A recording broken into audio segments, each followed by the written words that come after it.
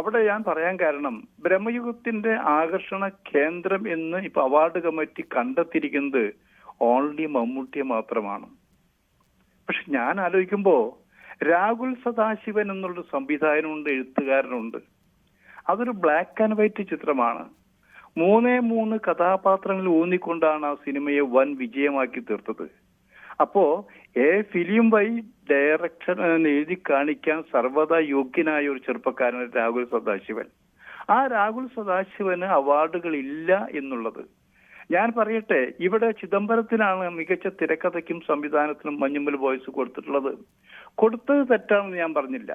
എന്നെ സംബന്ധിച്ച് ഈ 2 പടവും നമ്മൾ എടുക്കുമോ, മഞ്ഞുമ്മൽ ബോയ്സും ബ്രഹ്മയുഗവും എന്തുകൊണ്ട് നല്ല മികച്ച സിനിമയ്ക്കുള്ള അവാർഡ് എന്തുകൊണ്ട് പങ്കിട്ടില്ല അങ്ങനെ കൊടുക്കണമെങ്കിൽ?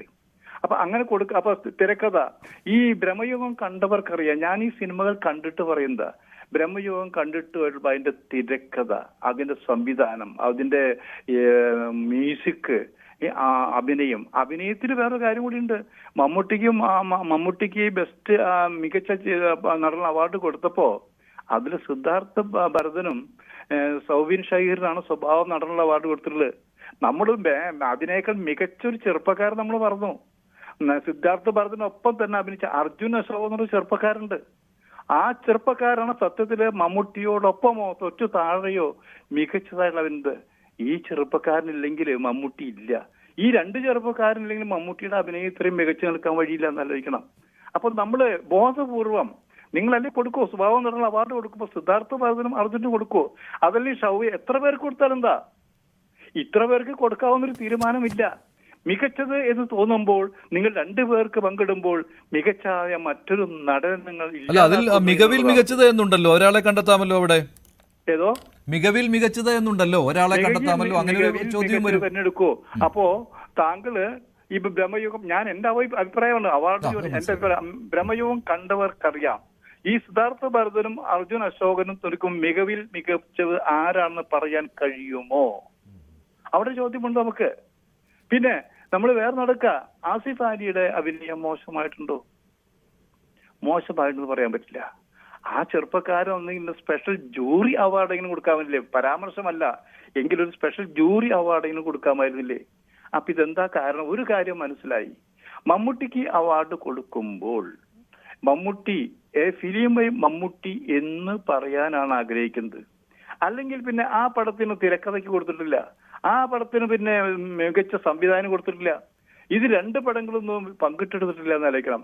ഞാനിപ്പോ ആയിരിക്കും വേറൊരു കാര്യമാണ് ആയിരിക്കുന്നത്. ഇവിടെ MT വാസുദേവൻ നായരും ഹരിഹരനും ചേർന്ന് കുറെ സിനിമകൾ ചെയ്തിട്ടുണ്ട്. ആ സിനിമകൾക്ക് നിരവധി അവാർഡുകൾ കിട്ടിയിട്ടുണ്ട്. പക്ഷെ ആ അവാർഡുകളിൽ അവാർഡ് പ്രഖ്യാപിക്കുമ്പോൾ ഹരിഹരന്റെ പേരുണ്ടാവാറില്ല. അവിടെ film by MT Vasudevan Nair എന്ന് പറയാനാണ് ആഗ്രഹിക്കുന്നത്. അവിടെ ഹരിഹരൻ എന്ന ഡയറക്ടറെ പ്രോത്സാഹിപ്പിക്കാനോ കൊടുക്കാൻ കളികൾ നടന്നിട്ടുണ്ടെങ്കിൽ കളികൾ നടക്കാറുണ്ട്. നമ്മൾ അതൊന്നും കുറച്ച് കാണിക്കാൻ പാടില്ല. അതുകൊണ്ട് തന്നെയാണ് ഞാൻ നേരത്തെ പറഞ്ഞത്, കേന്ദ്രത്തിന്റെ അവാർഡ് പ്രഖ്യാപിക്കുമ്പോൾ വേറെ അഭിപ്രായം പറഞ്ഞു, സംസ്ഥാന അവാർഡ് പ്രഖ്യാപിക്കുമ്പോൾ വേറെ അഭിപ്രായം പറഞ്ഞു.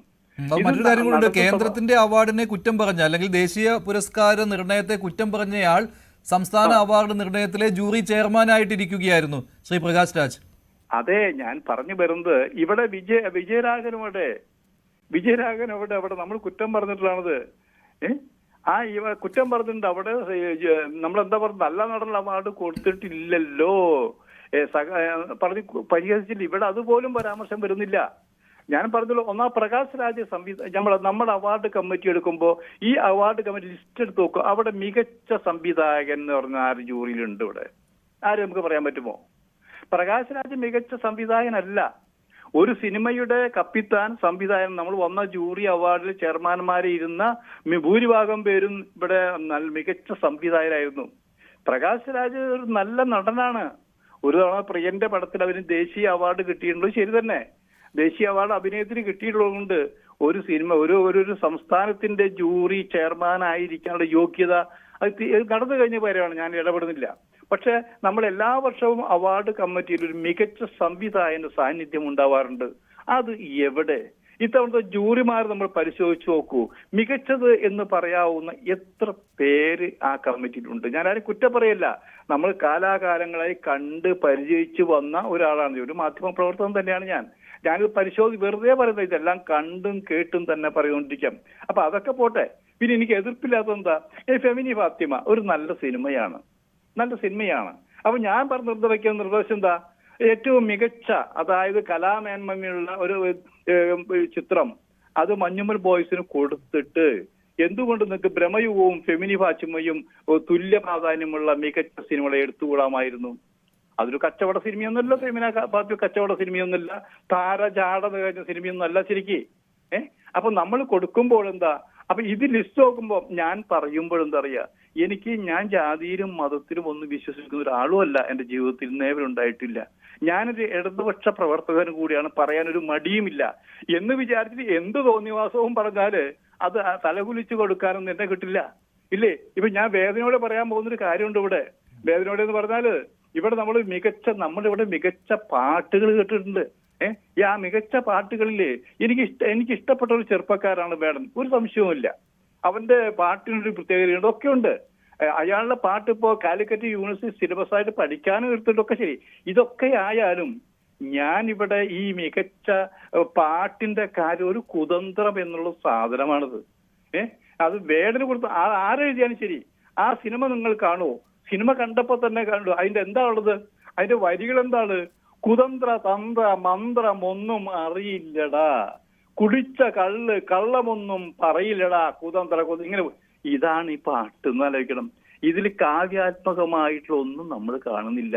ഇതൊരു മുദ്രാവാക്യമാണെന്ന് പോലും പറയാൻ പറ്റുന്നില്ല. അപ്പോ ഞാനത് വേടന് കൊടുത്തിട്ട് വിമർശിക്കല്ല. മലയാള സിനിമയുടെ ചരിത്രം പരിശോധിച്ചാൽ മലയാള സിനിമയെ ജഡ്ജ് ചെയ്യുമ്പോൾ നമ്മൾ കൊടുക്കുന്നത് സംസ്ഥാന ഗവൺമെന്റ് അവാർഡാണ്.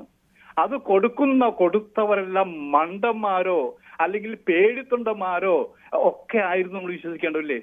നട്ടലുള്ളവര്, കലയെ അറിയുന്നവര്, എഴുത്തറിയുന്നവര്, സിനിമയെ അറിയുന്നവര് വേണം അവിടെ ഇരിക്കേണ്ടത്. ഞങ്ങളൊരു കാര്യം ഏൽപ്പിച്ചാൽ ഞങ്ങൾ തീരുമാനിക്കും എന്ന് പറയാനുള്ള ചങ്കൂറ്റമുള്ള ജൂറിമാരാണ് കമ്മിറ്റി ഉണ്ടാവേണ്ടതെന്ന് ആലോചിക്കണം. അല്ലെങ്കിൽ ഇങ്ങനെയൊക്കെ സംഭവിച്ചു പോകുമെന്നുള്ളതാ. എന്തുകൊണ്ടാണ് നിങ്ങൾ 1-ാം തീയതി പ്രഖ്യാപിക്കാനുള്ള അവാർഡ് 3-ാം തീയതി ആക്കിയത്? അപ്പോൾ തന്നെ എന്തോ തകിടം മറിഞ്ഞിട്ടില്ലേ? ഉണ്ട്. ഇന്നല്ലെങ്കിൽ നാളെ ഈ അവാർഡിന്റെ ഉള്ളിൽ നടന്ന, അതായത് അവാർഡിനുള്ളിലെ അവാർഡിന്റെ കഥ പുറത്ത് വരാതിരിക്കില്ല. അതെന്താണ് താങ്കൾ 1-ാം തീയതി 3-ാം തീയതിയിലേക്ക് മാറ്റിയതിൽ താങ്കൾ എന്താണ് അതിനകത്തൊരു ദുരൂഹത കാണുന്നത്? 1-ാം തീയതി, അതായത് 1-ാം തീയതിക്ക് മുമ്പ് ഇതിന്റെ റിസൾട്ട് എല്ലാം വന്നു കഴിഞ്ഞിരിക്കുന്നു അല്ലേ? 1-ാം തീയതി പ്രഖ്യാപിക്കാനിരിക്കുന്ന സാധനം 3-ാം തീയതിക്ക് മാറ്റി എന്തുകൊണ്ടാണ്? എന്തുകൊണ്ടായിരിക്കും? എന്തുകൊണ്ട് 2-ാം തീയതി വെച്ചില്ല? എന്ത് 3-ാം തീയതി ആയിരിക്കും? അപ്പൊ ഞാനായിട്ട് സംസാരിച്ചപ്പോ, ഞാനത് ഈ മാധ്യമ രംഗത്ത് പ്രവർത്തിക്കുമ്പോൾ തന്നെ കുറെ പേരായിട്ട് ബന്ധങ്ങളുള്ളതാ.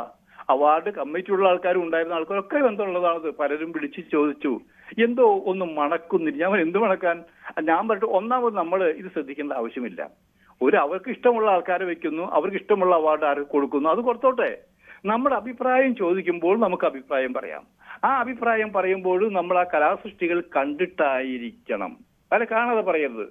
അല്ലെ, മുമ്പ് എങ്ങനെയായിരുന്നു? അടൂർ ഗോപാലകൃഷ്ണന്റെ സിനിമ വന്നാൽ പിന്നെ എല്ലാവർക്കും പേടിയായി, അയ്യോ ഇനി നമുക്ക് അവാർഡ് കിട്ടില്ല, അടൂർ ഞാൻ കൊടുക്കാന്നുള്ളത്. അടൂരിന് പ്രിയദർശൻ പരാജയപ്പെടുത്തിയില്ലേ? ആലോചിച്ച് നോക്ക്. ഈ പ്രിയദർശൻ എന്നുള്ള സംവിധായകൻ ഇവിടെ വളരെ മോശമായിട്ട് പറഞ്ഞു. തിരുവനന്തപുരം ബിൽറ്റിന്റെ ഒരു കണ്ണി എന്ന്